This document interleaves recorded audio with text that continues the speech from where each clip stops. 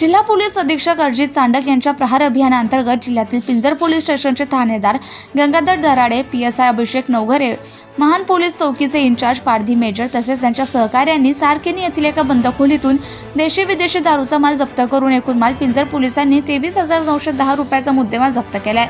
सदर दारूचा माल हा उमेश कोल्हे यांच्या बंद खोलीतून जप्त करण्यात आल्याची माहिती पोलीस सूत्रांनी आमच्या प्रतिनिधीला दिली आहे।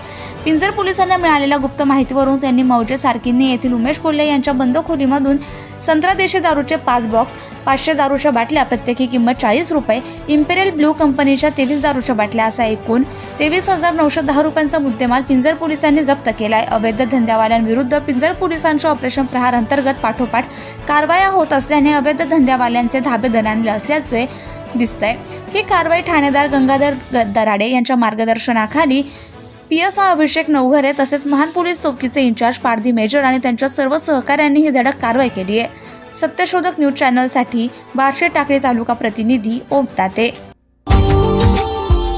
Subscribe now and press the bell icon. Never miss an update.